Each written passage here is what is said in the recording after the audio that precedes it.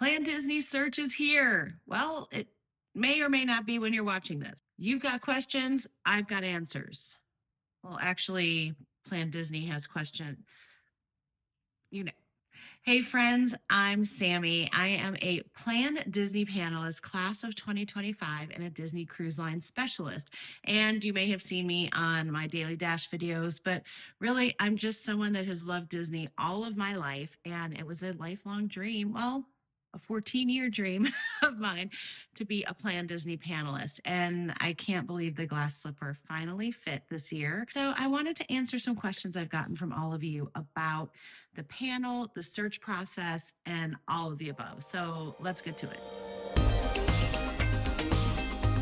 So you heard me right. I was applying for 14 years, back when it was just the moms panel, the Disney Parks moms panel. It it's evolved so much over the years, and I didn't even realize how long I had been applying until my video interview this year, when I was reminded, you've been applying for 14 years. Why? For me, I just knew it was something I always wanted to be a part of. I think we've all heard the saying, if your friends and family come to you for Disney vacation planning tips, then you should apply to be a part of the panel. And that's true, but it takes a lot more than that, because there's some requirements and things that actually, for instance, if you're a Disney travel planner or employed by a travel agency, you're not eligible to apply. What is planDisney and what isn't planDisney? So let's just get some of those requirements out of the way. As a planDisney panelist, I am not paid to be a part of the panel. I am compensated in non-monetary ways. That means that I get a training trip that's provided by Disney. So once you make the panel, you get to go on a training trip with your other panelist class. For us, that was being flown down to Walt Disney World Resort for a night. And then we got to go on the Disney Wish, which was incredible, especially as a Disney Cruise Line lover. So that can look different ways for different classes. I know this coming class is going to get to go to Disneyland Resort. And then, as part of your 12-month contract, you then get a reward trip. That means that as of present day, me and 3 of my family members will get a trip to either Walt Disney World Resort or on Disney Cruise Line. There's certain parameters, there's certain timelines, there's certain blackout periods, but that is the reward that we get for serving as a panelist. There are also extras. So sometimes there are things thrown in where they might need someone to help film a video or do a podcast or speak on behalf of the panel for a newspaper article. Those are not required and those are not guaranteed. So those are called extras. So sometimes those come up. And then, of course, there's opportunities like you may have seen during search when the panelists answer Instagram questions. Those are also optional. They are not required. What you are required to do is complete about 15 to 20 questions per week. Let's talk answering questions, shall we? Great. You see the questions answered on the planDisney site. So what happens is questions come in from guests and then they come to us and we get to choose what questions we answer. So as a team, we work through those questions, and it can be anything from, I see a lot of, as a Disney Cruise Line specialist, when is Pirate Night going to be? Or when are the new itineraries going to be released? So there's some things that we need to do research on, but then it's more than that. It's more than just answering what you would find on the website. I'll get to that in a second. So those questions, I'll be really honest. When I first started, I was easily going an hour per question, just trying to say the right thing, make sure the information was correct, make sure I was linking correctly, reading, rereading, all of those things. I say this, if you're interested in applying, then it's really important. It's first and foremost a writing job. That's what they will say. You see us on Instagram, there's no social media requirements. So even though nomenclature, which is basically Disney terms and things, have subsided, it's still important that you write coherently, cohesively, grammatically correct, punctuation correct, all of those things, because it's there for posterity for people to read. So we want to make sure it's not only accurate, but it's infused with our own personality and our own experiences, because otherwise they would just get another website copywriter, right? I put a lot of pressure on myself, and I don't think I'm alone. in those beginning days and weeks of taking time. So you can do the math. If it's 15 to 20 questions per week, and again, that's going to vary year to year, but right now that's the what the guideline is. And then you're spending, I would say, a minimum of half an hour personally, sometimes upwards of an hour. That's a part-time job. So you have to really assess, do you have the time to complete these questions on a weekly basis? Because there's a lot that goes into it and there's a lot of thought. And I know myself and my other panelist pals really take a lot of pride in knowing that there is a person on the other end of the screen that is needing that answer, that's reading that answer, and I get to be the one that helps them with that. So there's sure a lot of internal pressure that comes from that, but that's the truth of the matter. Let's go back to search. So search is comprised of three stages. So the round one is written answers, round two is a video submission, and round three is an interview, typically a video interview with some of the planDisney team members. So, round one, the questions. There's about 5 or 6 questions that are asked, and you'll answer questions, some general questions, and then questions in your specialty. My best advice would be to, again, don't just be the answer. Have you been to Disney World before? Yes. No. That's not the answer we're looking for. I say we. I have no part in the search process or the selection, so I use we and the royal we. So, for example, one of the questions I believe is, how many Disney cruises have you sailed on? Something to that effect. So I wouldn't just answer 5, 10, 20. I would answer it, and it also asks, where have you sailed or what were those sailings? So you don't want to just be linear about it. For me, when I notice there's things that I had in common. So from year to year, obviously that changes, and I'll get to that in a second too. So for instance, I've sailed on Disney Cruise Line, 10 times. And my first and the most sailings have been on Halloween on the High Seas cruises. I've sailed from 4 of the 5 ports, in the, well, now I'm saying things. Are there 5 ports in the US? 3, 4, maybe 4. No, 5. Okay. Anyway, so you could say things like, I've sailed from 4 of the 5 US ports. So just give some details, the different ships. These are the different ship classes I've sailed on. Or my favorite cruise is the Western Caribbean itinerary because I love this. Or, my favorite is the double dip on Castaway Cay because it's my favorite place on earth. So I look for cruises that are a double dip. So things like that are ways to just infuse your personality while still answering the question. So we got through the logistics. Now, the other thing that I think is really important, especially if you've been applying multiple years, I've heard this a lot, I've asked this myself, can I repeat answers if it's the same question? So if you realize, oh, this was on the search last year, I'll just copy paste because I've been on that same number of cruises, but plus one. No, even if your family hasn't changed in makeup, even if you haven't gotten divorced or you haven't had another baby or you haven't gotten married or whatever that may be, you're still a year older, a year wiser, a year more experienced. So again, don't just say I'm a wife and mom or I'm a single dad or yes, that. And what's different? What's happened in your life since you last applied if this is a reapplication for you? The panel wants to know about you. And so just say, whatever that may be, whether it's a new job, a new passion, you're now a soccer mom, you've now started taking circus school lessons, whatever it is, like just add that in because the panel is a puzzle and you are one piece of that puzzle. So if you hear nothing else, hear this. Just because the glass slipper doesn't fit this year doesn't mean it won't the next. One of the most annoying but most true and accurate things I've heard is that this just might not be your year. I've heard that, and obviously I kept applying, but because now that I've been on this side and being part of the panel, I see how true that really is.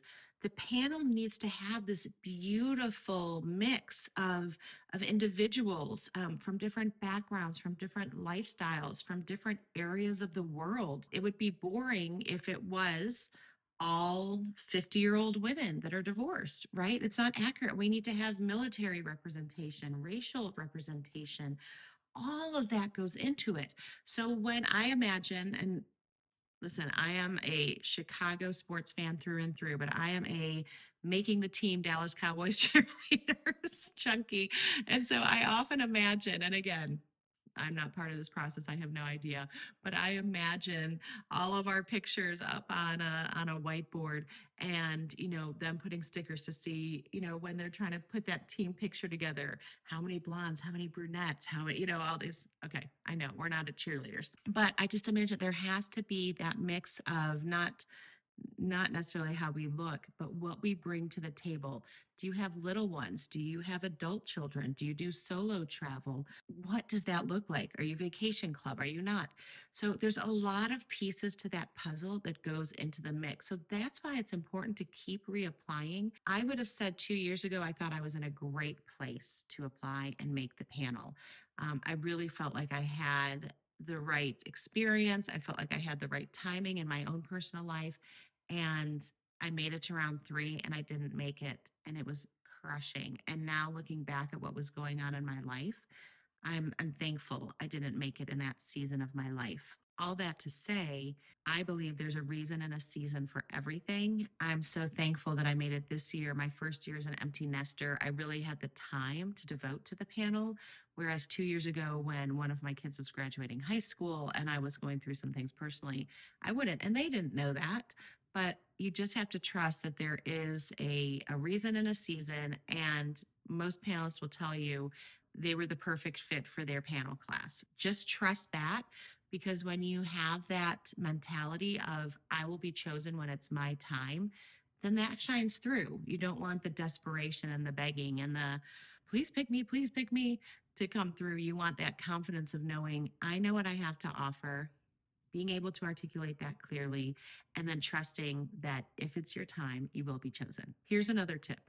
Don't be everything to everyone. It's hard, especially when you only have 100 words in these search answers, to try to just fire hose all your knowledge. And that's not what they're looking for. Again, I've said it before.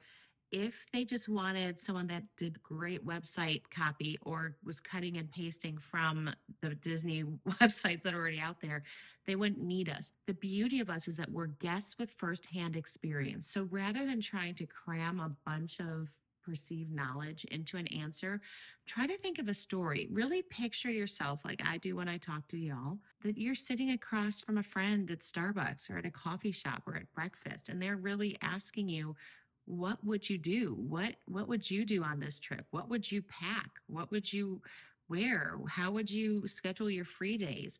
And then infuse those answers. So my class knew early on, I'm going to be talking about food. I'm going to be talking about budget saving tips.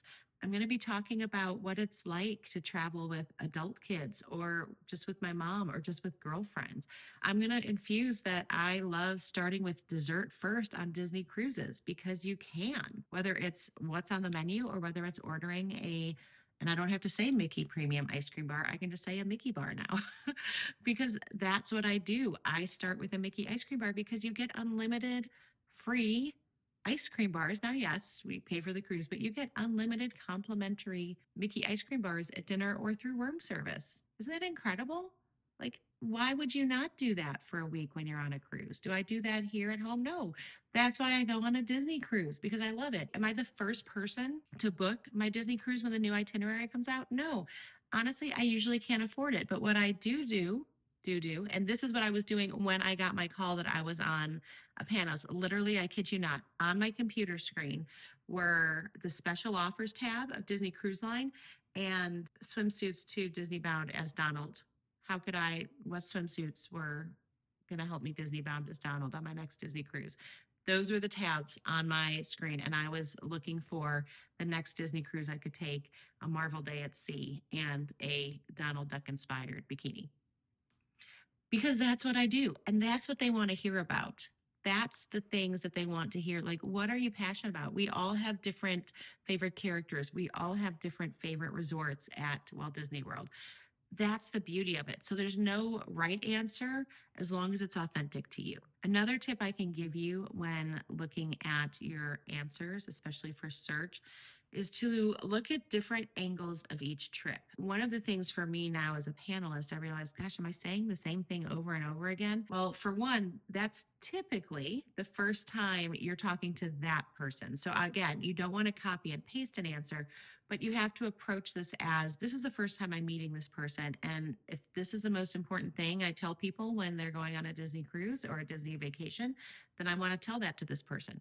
But I'm going to say it in a different way. Or I'm going to look at what they've shared with me. If they're sharing this is their first time cruising, or they're cruising with a large family, or they're vacationing, it's their honeymoon, whatever it is, then I'm going to put that lens on because I've been going to Disney World and Disneyland since I was 5. I lived in South Florida. So we were pass holders. Now I don't. And now I cruise more than I go to the parks.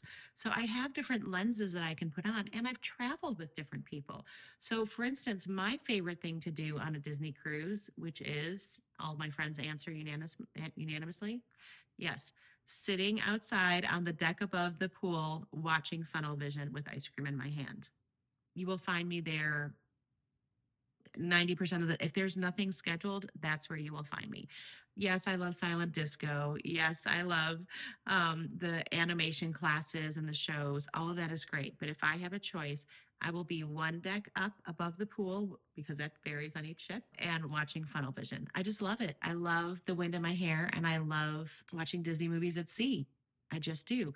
So that's not necessarily what my kids love doing. That's not necessarily what my mom loves doing. You'll find her in Cove Cafe with a hot cup of tea. Try to take different lenses on and off and infuse that into your answer.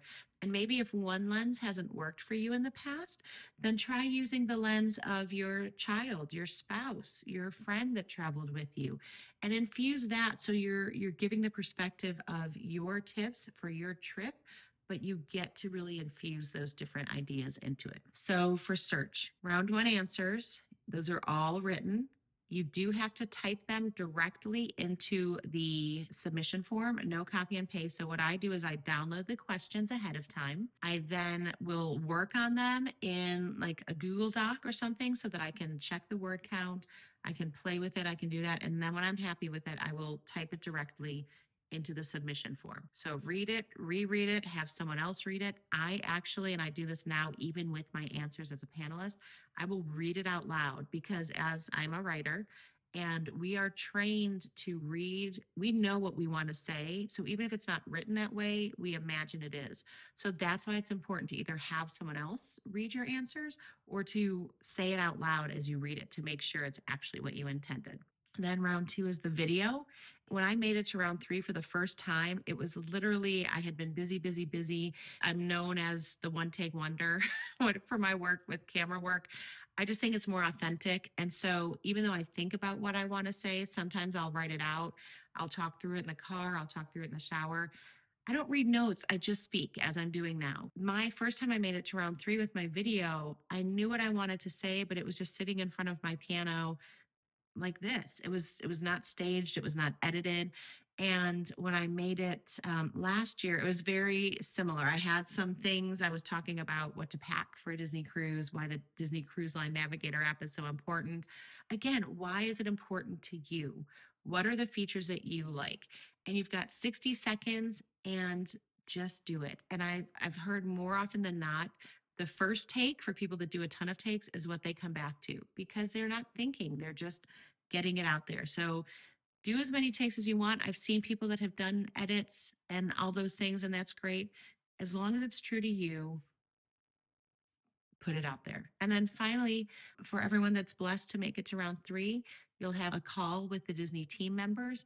I've heard everything from people taking copious notes to having post-it notes up to just studying like they're taking a Disney test. They want to get to know you. I cannot overstress this enough. And this is what I think I finally said to them after I made it. I realized something clicked for me in this past year, that you're not looking for the person with the most Disney knowledge. Anyone can study, anyone can read a book, anyone can memorize facts. They're looking for someone that who would you want to go on vacation with? I mean, be that person in the interview, be that person on your video submission that you would want to go on vacation with. Let your personality shine through. You can learn everything else. They're going to teach you how to answer a question and how to do all that, but they can't recreate you. I know it sounds trite. Every panelist is going to say just be you, but it's true. Now, be a clear and concise you, be the fun you, be the you that is kind and is a good human being and thinks of others and isn't just so self-centered in your answer, but allow your experience to permeate into what would benefit someone else. Does that make sense? When I say don't be self centered, don't just talk about my trip, my this, my family, my this. Allow that to inform how it's going to benefit the person on the other side of the screen, whether that's through your writing or through your video.